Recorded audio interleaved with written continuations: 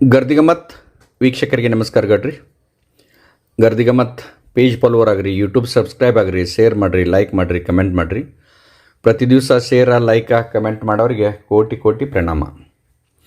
ಭಾಳಷ್ಟು ಜನ ಬೆಳಗಾವಿ ಜಿಲ್ಲೆಯ ಜನ ಎರಡನೇ ಹಂತದೊಳಗೆ ಬೆಳಗಾವಿ ಜಿಲ್ಲೆಯೊಳಗೆ ಯಾರ ಮಂತ್ರಿ ಪಟ್ಟ ತಗೋಬೋದು ಅಂತ ಭಾಳಷ್ಟು ಮಂದಿ ಕೇಳ್ತಾರೆ. ಯಾಕಂದ್ರೆ ನಿಮ್ಮ ಎನಾಲಿಸಿಸ್ ಕರೆಕ್ಟ್ ಇರ್ತೈತಿ, ನಿಮ್ಮ ಹೈಕಮಾಂಡ್ ಆಯ್ತು, ನಿಮ್ಮ ಸೋರ್ಸ್ಗಳು ಕರೆಕ್ಟ್ ಇರ್ತಾವೆ, ಯಾರು ಆಗ್ಬೋದು ಅನ್ನೋದು ನಿಮ್ಗೆ ಅಟ್ ಅಡ್ವಾನ್ಸ್ ಗೊತ್ತಿರ್ತೈತಿ. ನಮ್ಮನ್ನು ಅಟ್ಟು ಖುಷಿ ಮಾಡಿರಿ ಅಂಥೇಳಿ ಅವ್ರವ್ರ ಅಭಿಮಾನಿಗಳು, ಬೆಳಗಾವಿ ಜಿಲ್ಲೆಯ ಕಾಂಗ್ರೆಸ್ ಪಕ್ಷದ 11 ಶಾಸಕರ ಅಭಿಮಾನಿಗಳು ನಮಗೆ ಫೋನ್ ಮಾಡಿ ಕೇಳ್ತಿರ್ತಾರೆ. ಎಲ್ಲೇ ಹಾದ್ಯಾಗ ಸಿಕ್ಕಾಗಾದರೂ ಕೇಳ್ತಾರೆ, ಯಾರಾಗ್ಬೋದು ರೀ ಗೌಡ್ರ ಸೆಕೆಂಡ್ ಲಿಸ್ಟ್ನಾಗ ಅಂತೇಳಿ ಅವ್ರವ್ರ ಅಭಿಮಾನಿಗಳು ಕೇಳ್ತಿರ್ತಾರೆ. ಯಾಕಂದ್ರೆ MLA ನೀವು ಆದ್ಮ್ಯಾಗ ಎಲ್ಲರಿಗೂ ಮಂತ್ರಿ ಆಗುವ ಅರ್ಹತೆ ಇದ್ದೇ ಇರ್ತೈತೆ. ಅವ್ರಿಗಿಲ್ಲ ಇವ್ರಿಲ್ಲ ಅನ್ನಂಗಿಲ್ಲ. ಇಲ್ಲಿ ಒಂದು ಏನು ಸಿಸ್ಟಮ್ ಐತಿ, ಜಾತಿ ಆಧಾರದ ಮ್ಯಾಗ ಮೊದಲಿನಿಂದ ಒಂದು ಪದ್ಧತಿಯಿಂದ ಹಂಚ್ಕೊಂಡು ಬಂದಿರ್ತಾರೆ. ರಾಜ್ಯದಾಗ ಎಲ್ಲ ಕಮ್ಯುನಿಟಿಗೆ ಪ್ರಾತಿನಿಧ್ಯ ಸಿಗಬೇಕು, ಜಿಲ್ಲಾಗೆ ಸಿಗಬೇಕು, ಎಲ್ಲ ಸಮುದಾಯಗಳಿಗೆ ಸಿಗಬೇಕು, ಅರ್ಹರಿದ್ದವ್ರಿಗೆ ಸಿಗಬೇಕು ಅಂತೂ ವಿಚಾರ ಮಾಡ್ತಿರ್ತಾರೆ. ಆದರೆ ಅನಿವಾರ್ಯ ಕಾರಣಗಳಿಂದ ಅರ್ಹರಿದ್ದವ್ರಿಗೂ ಅಲ್ಲಿ ಮಂತ್ರಿ ಆಗಕ್ಕೆ ಅಡಚಣೆ ಆಗ್ತಿರ್ತಾವೆ. ಯಾಕಂದ್ರೆ ಇವೇನು ಹೇಳಲ್ಲ, ಈ ಬೈಂಡಿಂಗ್ದಾಗ ಅವ್ರು ಕೊಂಡುದಿಲ್ಲ. ಇತ್ತೀಚೆಗೆ ಹೈಕಮಾಂಡು ಕೆಲವೊಂದು ಹೊಸ ಡೈರೆಕ್ಷನ್ ಮಾಡೈತಿ. ಸಣ್ಣ ವಯಸ್ಸಿನವ್ರಿಗೂ ಕೊಡ್ರಿ, ಮಿಡ್ಲ್ ವಯಸ್ಸಿದವ್ರು ಕೊಡ್ರಿ, ಹೊಸ ಕ್ಯಾಬಿನೆಟ್ ಇರಬೇಕು, ಆರ್ಗನೈಸ್ ಮಾಡೋರು ಇರಬೇಕು, ಹಿಂಗೆ 100 ಕಂಡೀಷನ್ಗಳು ಹಾಕೈತಿ. ಈಗಾಗಲೇ ಮೊದಲೇ ಲಿಸ್ಟ್ನೊಳಗೆ ಬೆಳಗಾವಿ ಜಿಲ್ಲೆಯಿಂದ ಸತೀಶ್ ಜಾರಕಿಹೊಳಿ ಅವರು ಆಯ್ಕೆ ಆಗಿದ್ದಾರೆ. ಇನ್ನೊಂದು ಕೊಡ್ತಾರೋ 2 ಕೊಡ್ತಾರೋ ಯಾರ್ದು ಅಂತಾರೆ. ಯಾಕಂದರೆ ಈಗಾಗಲೇ ಅಲ್ಲಿ ಆ ಹಳೆ ಸಂಪುಟದಾಗಿದ್ದಂಥ ಲಕ್ಷ್ಮೀ ಹೆಬ್ಬಾಳ್ಕರ್ ಅವರು ಪೈಪೋಟಿ ಕೊಡತ್ತಾರ.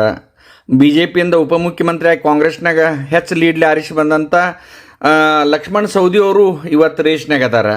ಆನಂತರ ಸಿದ್ದರಾಮಯ್ಯನವ್ರ ಆತ್ಮೀಯರಾದಂಥ ರಾಮದುರ್ಗದ ಅಶೋಕ್ ಪಟ್ಟಣ್ ಅವರು ಅದಾರ, ಬೈಲೊಂಗಲ್ದ ಮಾಂತೇಶ್ ಕೌಜಲ್ಗಿ ಅದಾರ, ಕಾಗವಾಡದ ರಾಜು ಕಾಗೆ ಅದಾರ, ಬೆಳಗಾವಿಯಿಂದ ಮುಸಲ್ಮಾನ್ ಕೋಟಾದಾಗ ರಾಜು ಸೇಠ್ ಅವ್ರು ಕೇಳತ್ತಾರ.